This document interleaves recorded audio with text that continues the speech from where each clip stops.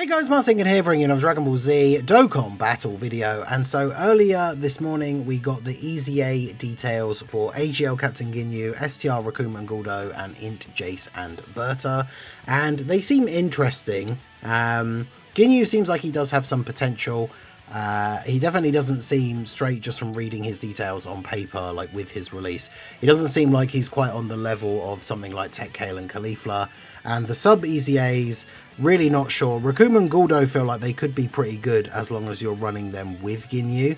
Not really too sure on Jace and Berta, especially because they both require a unit whose name includes Ginyu on the rotation with them in order for them to really be at their full potential.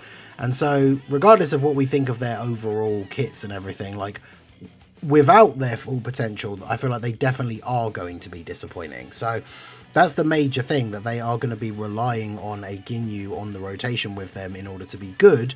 So this obviously creates issues when it comes to running the mission execution team, which is of course the new category that has released with Mercenary Tau. Like, we would assume the EZAs for this celebration should be designed to go along with the release of the new character, right? So if you're running Mercenary Tau as the leader, you're not running double Ginyu. You obviously aren't going to have two Ginyus on the team to make sure that both of those characters are always paired up with a unit whose name includes Captain Ginyu. So we're going to talk about some potential for the Ginyu Force comeback. Like, what kind of things could we potentially see? Now, the one thing that was mentioned straight away, which I think is definitely a very good chance, is this tweet. We saw a tweet from Minato. We were talking about this on stream, but I'll put this up just as like a visual thing. Minato tweeted it out as well. Great minds think alike, of course.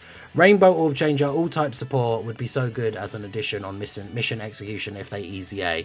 Although obviously he means super EZA, right? So physical LR Ginyu Force getting an EZA, a super EZA, great Minato, now you've got me doing it. Physical LR Captain Ginyu getting a super EZA would be really, really good. And then we also have this tweet from Truth. I'll give them a try, maybe they are the missing piece.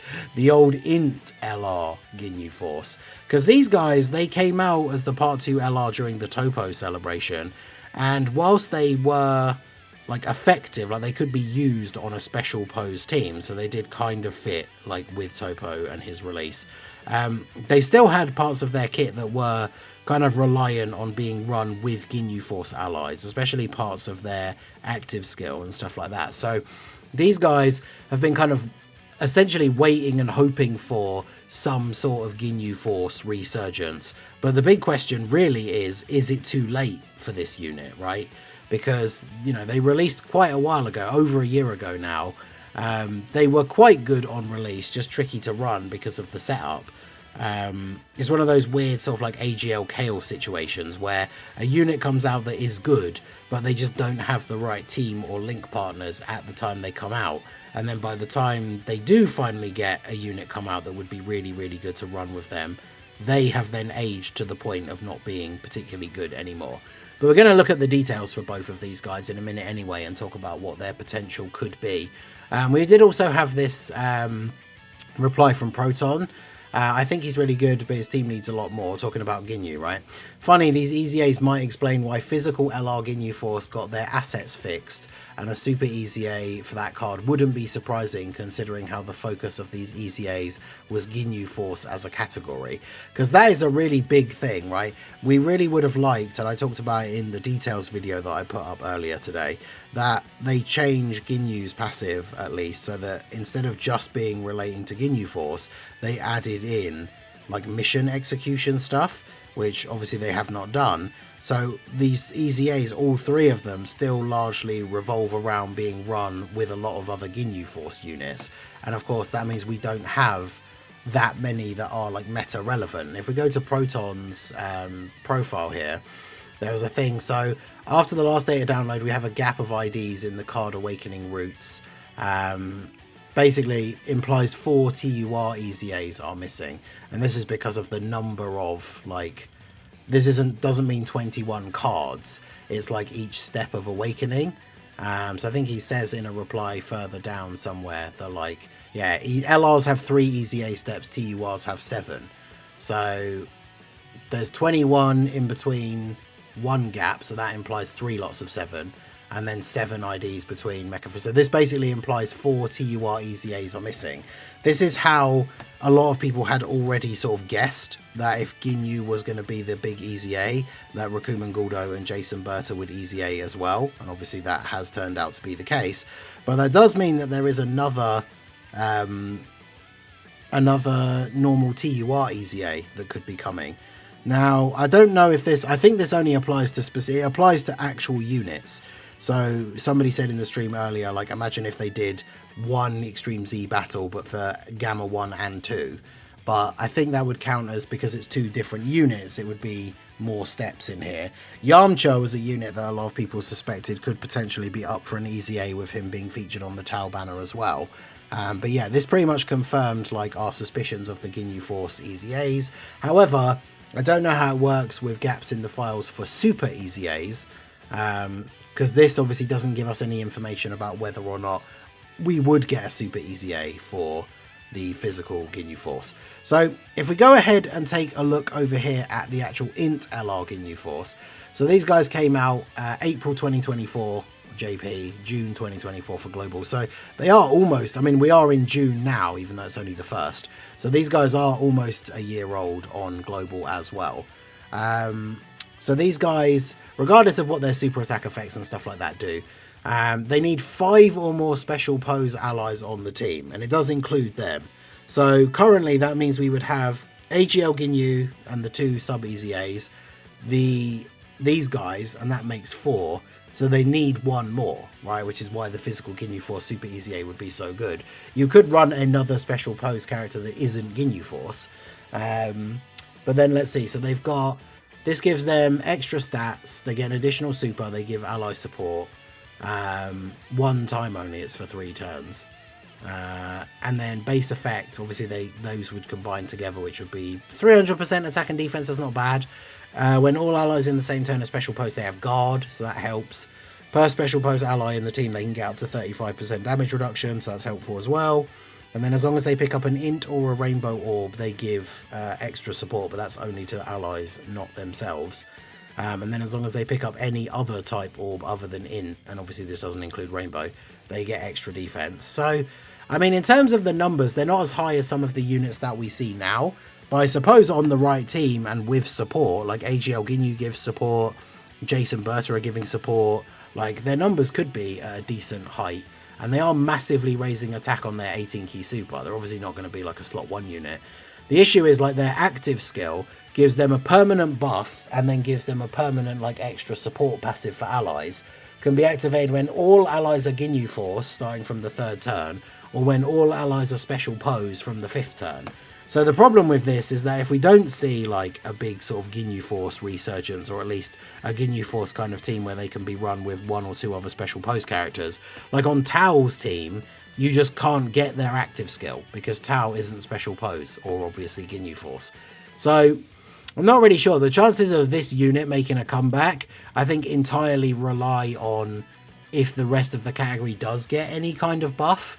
And obviously that comes down to these guys, right? The physical Captain Ginyu. I suppose they could, if we open up the Ginyu Force category, they could EZA the tech one, the Super EZA the tech one as well, I guess. It'd be kind of crazy if they did both in one celebration, but that would be kind of awesome. But yeah, these guys, with their current standing in their EZA, they do raise attack and defense on both their supers. They give allies support with their 18 key. So imagine if, like, well, with a Super EZA, we know they can't change super attack effects. So they can't make this 2-turn support, unfortunately. Key 2, attack and defense 77%, all allies 3 key, 30% attack and defense, and then per Ginyu Force ally they get extra stats. As long as there's 1 other Ginyu Force ally on the team, they're a Rainbow Orb Changer. So this is something that would be helpful for the team, right? Rainbow Orb Changing and all allies support is really useful. So a Super EZA, we've seen the amount of stuff, like they turn even short passives into absolute novels with some of these Super EZAs. So there is a definite possibility that a Super EZA for these guys could give them quite a lot. Things like damage reduction, conditional guard, potentially if you're running other Ginyu Force or even, you know, ideally mission execution characters.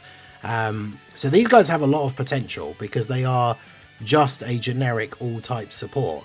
So if their Super EZA just kind of leans heavily into that with giving more support and then, you know, making them at least defensively capable in order to survive in some tough situations. Again, when it comes to like a floating support, and especially if that character is a free-to-play character, I'm not saying, you know, they have to be able to tank the hardest hitting super attacks in the game.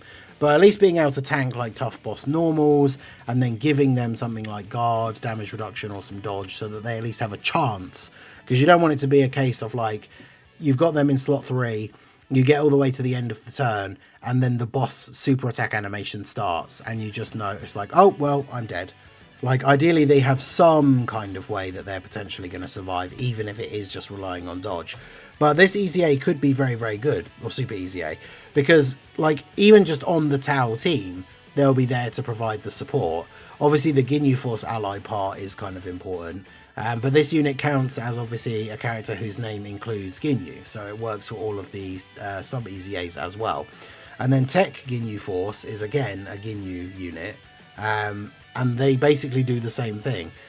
They give extreme class allies 30% support, so again that would be helpful for Tao's team. They also give Ginyu Force allies extra support, and then of course they also get extra attack and defense per Ginyu Force ally on the team. They also greatly raise on their 18 key super. Like, these two units are very, very similar. So like, if these both got a Super EZA, or even if it was just one over the other, like, that would be a huge addition for the mission execution team. And obviously, like I say, if they actually Super EZA'd both of them, we would then potentially have enough units to be able to make a pretty solid Ginyu Force team again, which again, like, a lot of these units are kind of relying on being run with other Ginyu Force characters in order for them to really be at their full potential. I mean, units like AGL Captain Ginyu, he's probably going to be somewhat okay on a team with few Ginyu Force allies, but you know, he needs that time to build up, because once he transforms into Ginyu Goku, he doesn't really require anything from like Ginyu Force allies and stuff. It's just the fact that you have to get to that point.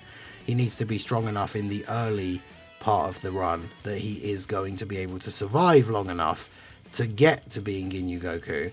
And again, when you transform into Ginyu Goku, you stop stacking defense. So in a longer event, you might not want to transform with him straight away. So we definitely have options there. The physical one getting a Super EZA is probably the best case scenario. If the tech one gets one as well, that would be awesome. The int one is way too early for them to get an EZA, so the big question is just like, are they going to be good enough to be run in the current meta without an EZA, as long as we have these new EZA'd Ginyu Force units around them? I don't know. I feel like the answer is maybe not, but I guess we'd have to see. And then realistically, the rest of the category is just the free-to-play units. And we know that they will Super EZA free-to-play LRs at least, but I feel like we're probably quite a long time away from getting free-to-play Super EZAs, especially for, like, you know, them doing the entire free-to-play team. So I guess we'll have to see. Obviously the Part 2 LR could make a big difference as well. Imagine if we get these EZAs because the Part 2 LR is like a Raccoon who has like a unit super with any character whose name includes Ginyu, and is like a slot 1 tank beast that gives support or something. Like, the Ginyu Force could actually be a real team again. But let me know what you guys think down below in the comment section. What do you think they will do with the rest of the celebration? Will we see a Super EZA? Will we see any more buffs for Ginyu Force? Or will the Part 2 be unrelated to Ginyu Force? Hopefully we'll still be mission execution related, but I guess we'll have to see. Let me know all your thoughts down below in the comment section. So that is going to be it for the video, guys. This has been the Masked Ningen. Smash that like button, subscribe to the channel if you are new. Check out the links down below, and I will see you all again soon. Have a good one.